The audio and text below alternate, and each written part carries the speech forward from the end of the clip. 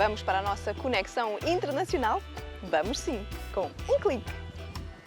Bem-vindo, Flávio Ferrão. Um enorme prazer Obrigado, Sofia. ter-te aqui Obrigado, mais Sofia. uma vez no Cultura, depois já dá algum tempo, não é? Tu que estás aí pelos Já. Estados Unidos, está tudo a correr Acho que bem.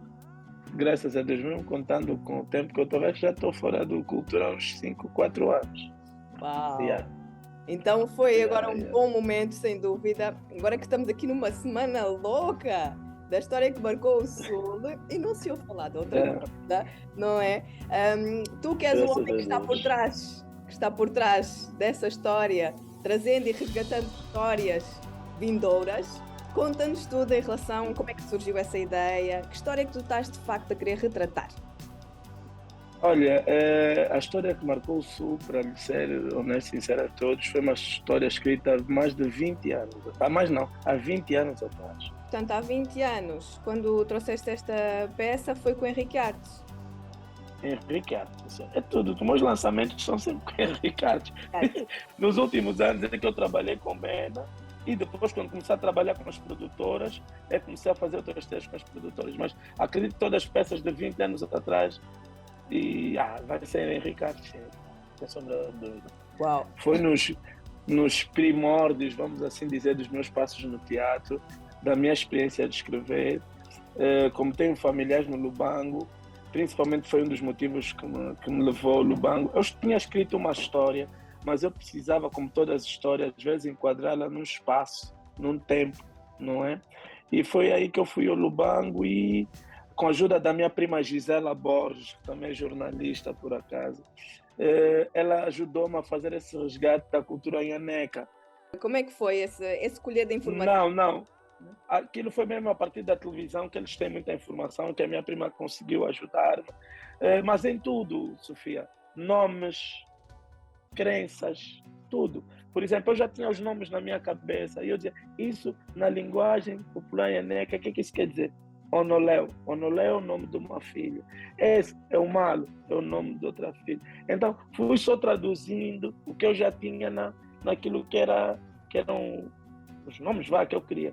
Relativamente às questões místicas, o que é que eles têm? Olha, tem isso, tem o Boi Geroa, tem não sei o quê, tem a montanha do Tongo, tem tal, quero isso. Tá a ver? Então fui buscar tudo que me interessava. E fui como é que se diz? Fui pondo uma capa na peça, a peça foi a história melhor, e a história foi ganhando uma sustentabilidade muito forte. E por aí criamos, fizemos a primeira apresentação, isso há 20 anos atrás, mas a história que marcou o Sul de hoje, claro, não tem comparação a nível de... Muito bem diferente.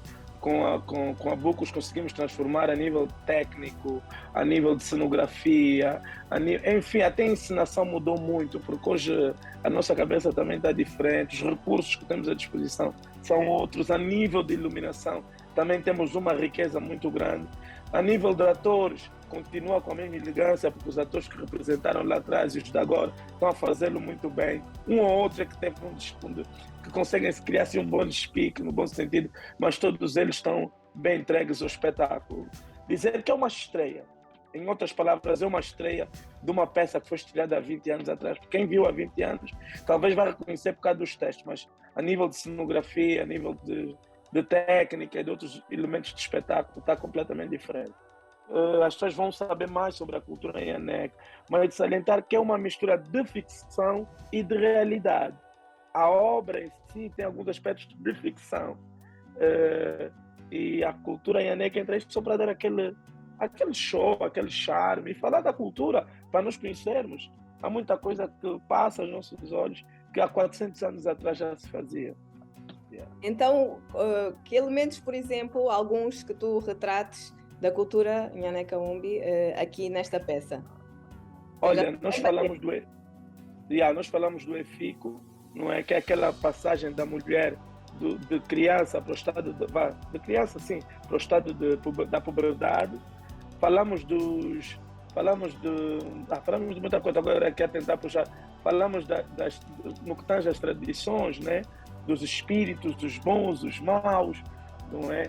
Falamos dessas coisas místicas, falamos de zonas, Enfim, falamos uma abordagem muito, muito ampla, falamos da economia, da forma econômica como eles viviam, não é? Desde o gado, a olaria, a pesca artesanal, enfim, tem uma abordagem muito, muito, muito sutil, mas muito bem elaborada à volta desses aspectos sociopolíticos e econômicos da cultura Nhané-Kaumbi.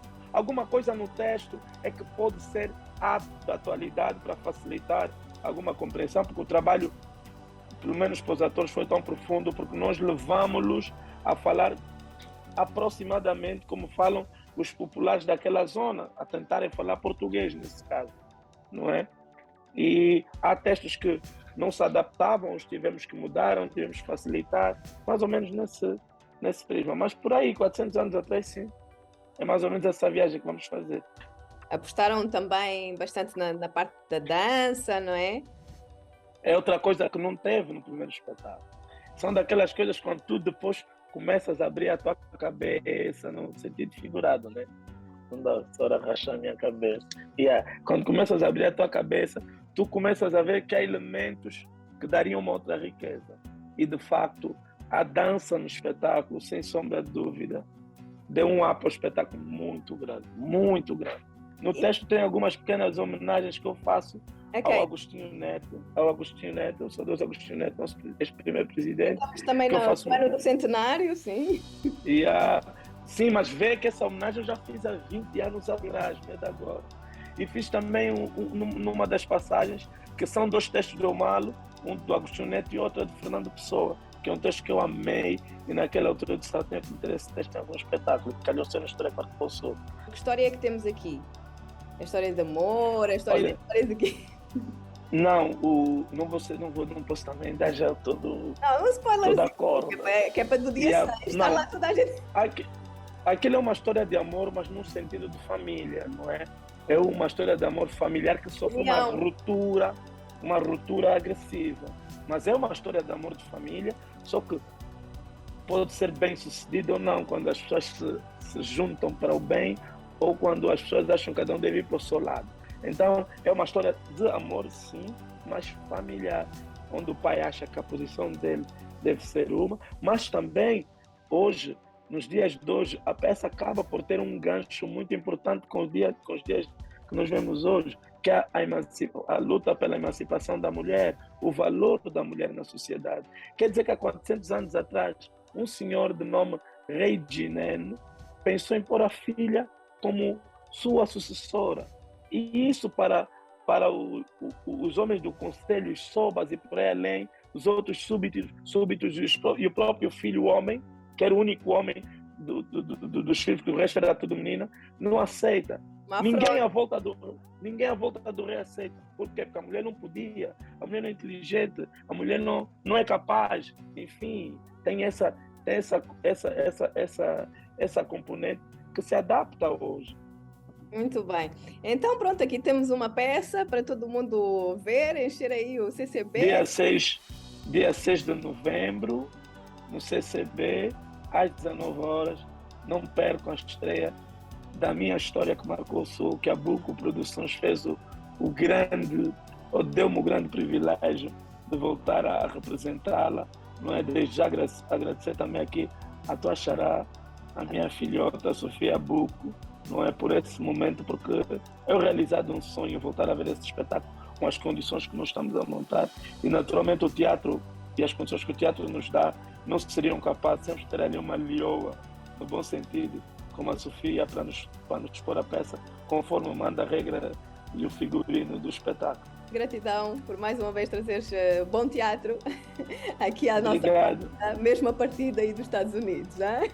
Obrigado, Sofia Lucas, um beijo. Um beijo para a TV Zimbro também, estamos juntos, sempre.